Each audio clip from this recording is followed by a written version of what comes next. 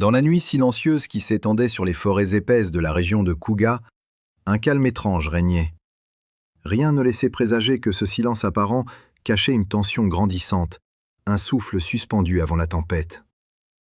Les radars russes tournaient inlassablement, balayant les cieux, mais quelque chose dans l'air semblait différent, presque trop calme, comme si l'atmosphère elle-même retenait son souffle.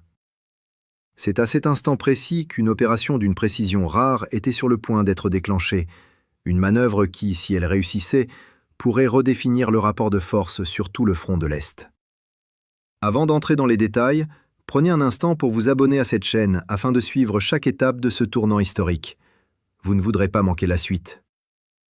Depuis plusieurs jours, des mouvements inhabituels avaient été détectés dans le sud de la ligne de front. Des drones ukrainiens, de nouveaux modèles plus petits et plus rapides, semblaient patrouiller bien au-delà de leur rayon habituel. Officiellement, rien n'était confirmé. Officieusement, de nombreuses sources militaires parlaient d'une opération de brouillage à grande échelle, quelque chose que la Russie n'avait encore jamais affronté à ce niveau d'intensité. L'objectif restait flou, mais une chose était certaine, Kiev préparait une manœuvre décisive. L'un des centres névralgiques du système de commandement russe, niché au cœur de la zone boisée de Kouga, paraissait être au centre de toutes les attentions. Ce complexe, protégé par plusieurs couches de défense aérienne, était censé être imprenable. Et pourtant, dans l'ombre, une stratégie d'une audace presque inimaginable prenait forme. Les signaux radio commençaient à se déformer, les radars russes perdaient par intermittence leurs repères. Au début, les opérateurs n'y voyaient qu'un problème technique mineur, peut-être une surcharge du réseau. Mais les interférences devenaient de plus en plus fréquentes, les fréquences se brouillaient, et bientôt les écrans de contrôle se remplissaient de parasites lumineux. En réalité, ce n'était pas un hasard. L'armée ukrainienne venait de déployer une série de véhicules de guerre électroniques, capables de saturer les bandes de communication et de désorienter les capteurs les plus avancés. C'était une première étape discrète mais essentielle, un test de vulnérabilité avant le grand choc.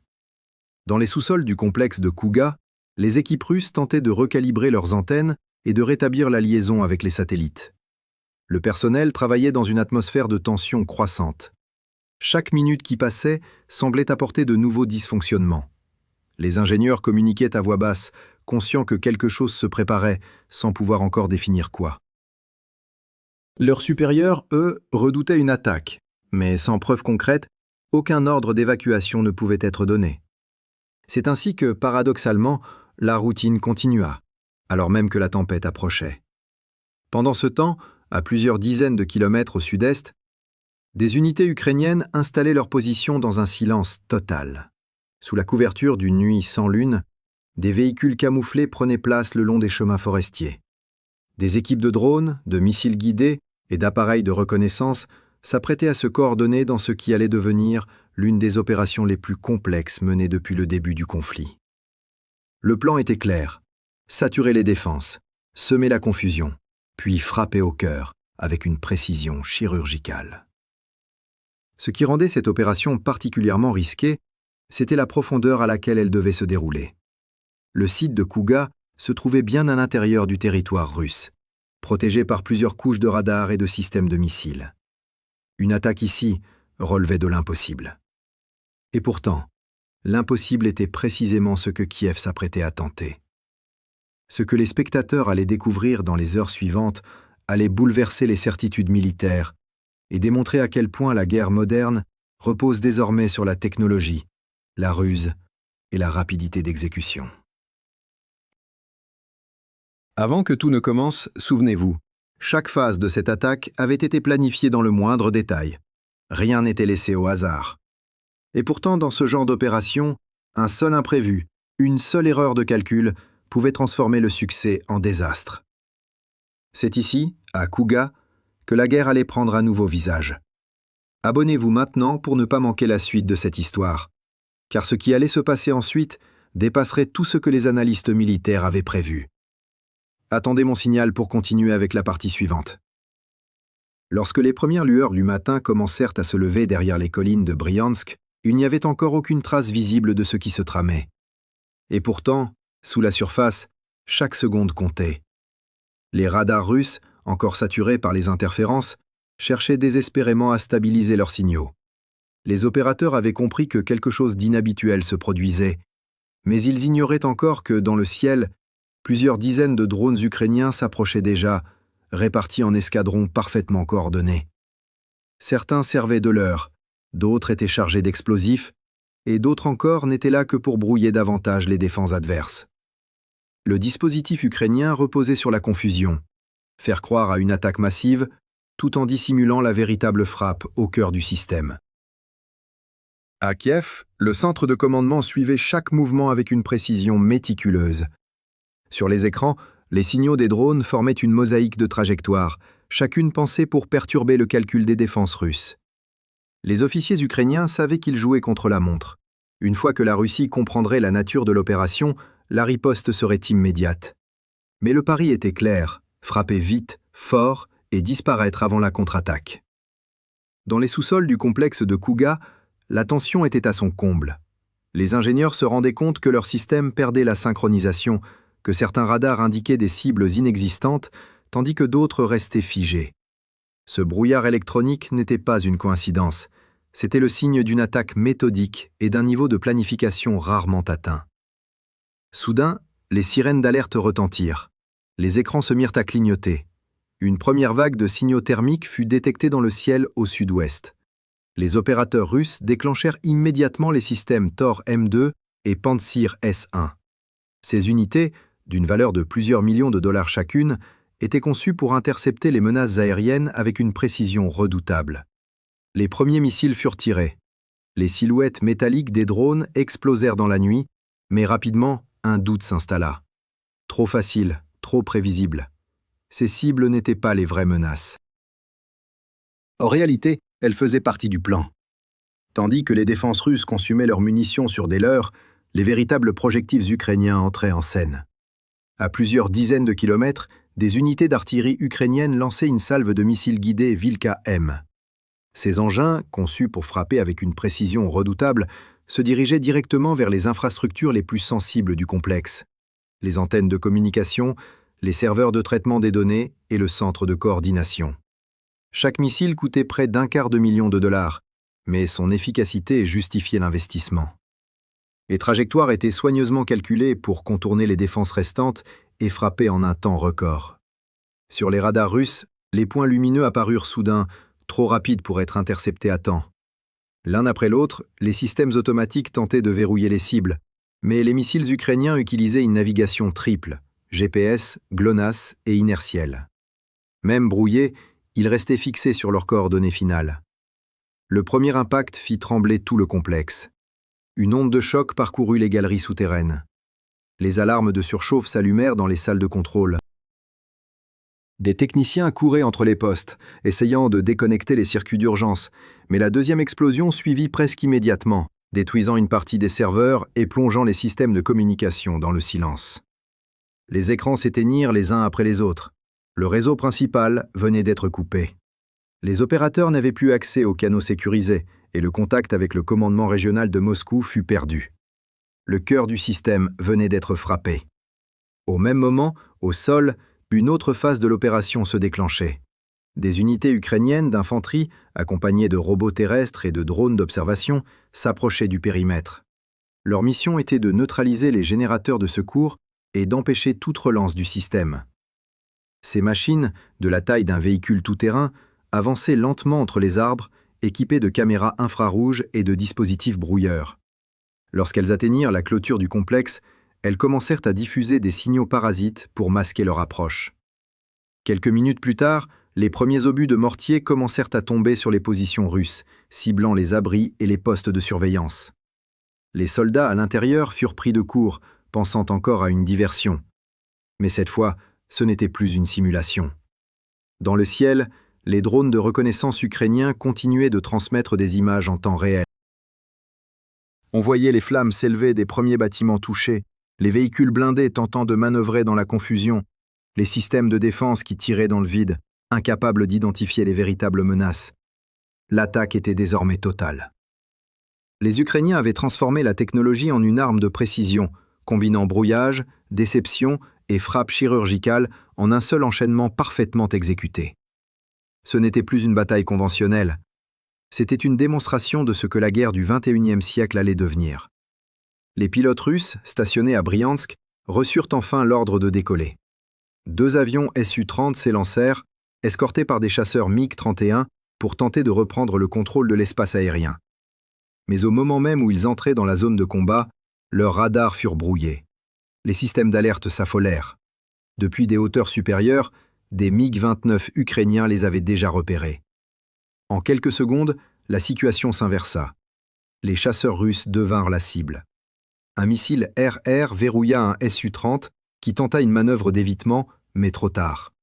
L'explosion illumina le ciel au-dessus de Kouga, confirmant que la supériorité aérienne venait de basculer. Sur le terrain, la situation empirait.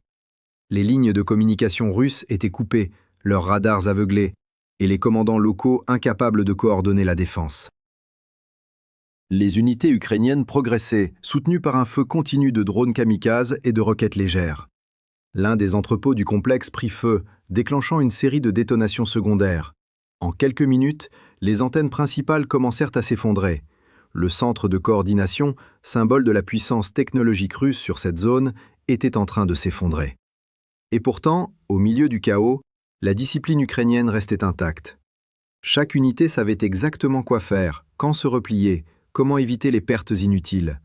Les soldats ne cherchaient pas la destruction aveugle, mais la neutralisation stratégique. Leur objectif n'était pas la conquête du terrain, mais la désactivation complète du système de communication ennemi. Et lorsqu'ils jugèrent la mission accomplie, les drones reçurent l'ordre de se replier.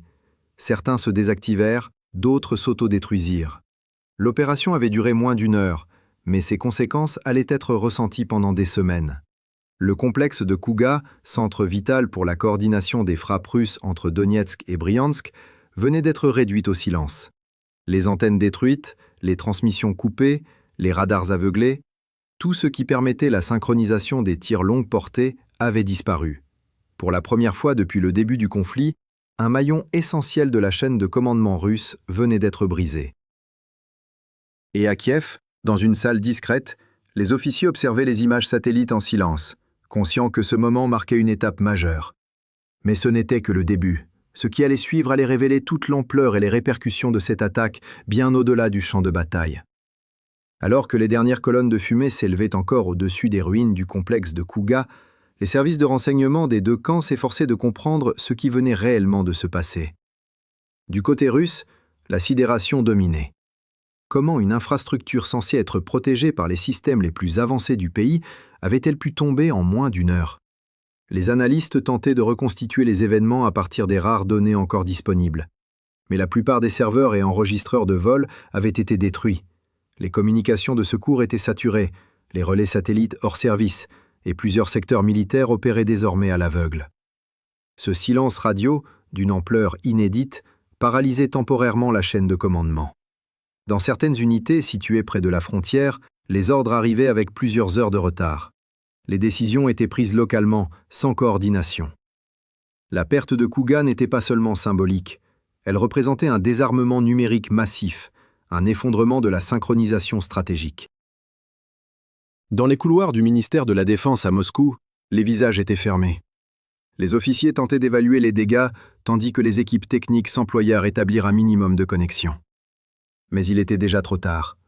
Les satellites de communication secondaires avaient basculé sur des réseaux d'urgence, réduisant considérablement la capacité de transfert de données. Les forces russes, autrefois habituées à une surveillance constante du champ de bataille, se retrouvaient soudain dans une situation proche de celle du siècle précédent. Des cartes papier, des rapports oraux, des déplacements sans guidage numérique. Plusieurs sources affirmaient même que certains systèmes d'artillerie longue portée avaient cessé de recevoir les coordonnées de tir, stoppant net leurs opérations. Ce vide opérationnel, même temporaire, avait des répercussions profondes sur l'ensemble du front. Pendant ce temps, en Ukraine, les premières confirmations de succès arrivaient. Les opérateurs de drones qui avaient participé à la mission observaient à distance les incendies encore actifs dans le secteur de Kouga. Les transmissions interceptées confirmaient que la base était hors service. Dans les centres de commandement de Kiev, la satisfaction était mêlée à la prudence. Malgré le succès tactique, personne ne sous-estimait la réaction que cette frappe allait provoquer. L'opération avait démontré la capacité de l'Ukraine à frapper en profondeur sur le territoire russe, avec une coordination et une précision qui dépassaient largement les prédictions des analystes étrangers. Des officiers britanniques et américains qui suivaient l'évolution du conflit qualifièrent cette action de leçon stratégique dans l'usage combiné des drones, du brouillage électronique et des missiles intelligents. Les chaînes de télévision internationales se mirent rapidement à diffuser les images satellites obtenues par les agences privées. On y voyait l'immense dôme de communication réduit à un amas de métal calciné, les pistes de service déformées par les explosions, les radars couchés au sol. En quelques heures, Kuga devint un symbole, celui de la guerre du futur, où la technologie, la vitesse et la ruse surpassent la puissance brute. Des analystes à Paris, Berlin et Washington soulignèrent que cette frappe représentait un tournant dans la stratégie ukrainienne.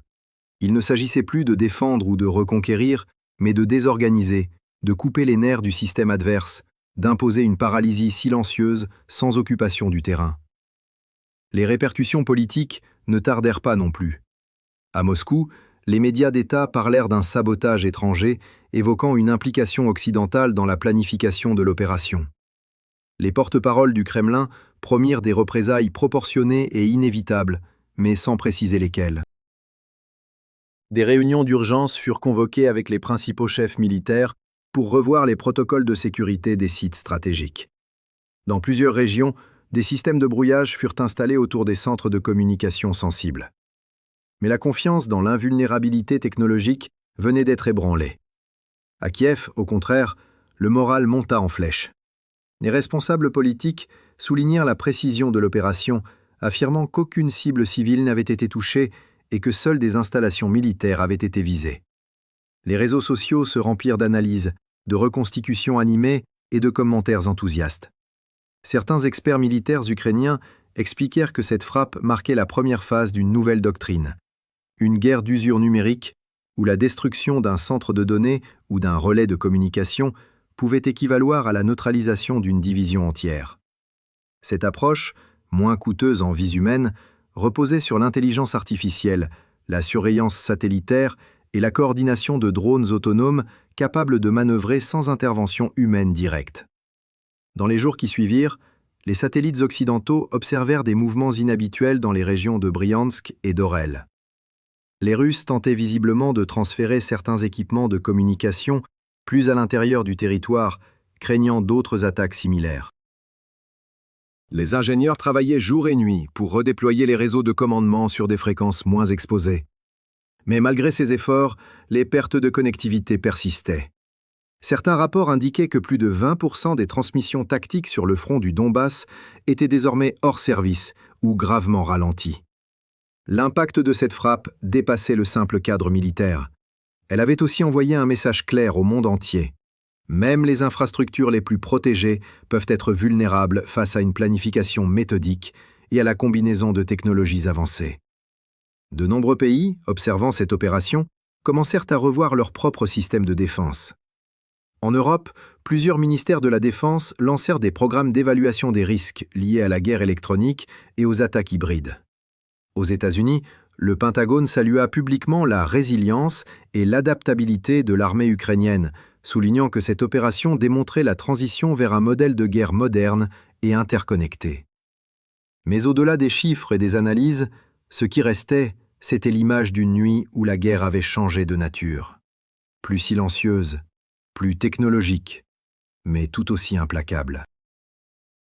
À Kuga, les flammes s'étaient éteintes depuis longtemps, mais l'odeur de brûlé persistait, symbole d'un monde où les lignes de front ne se mesurent plus seulement en kilomètres, mais en signaux, en algorithmes et en secondes de latence. Les habitants des villages voisins, témoins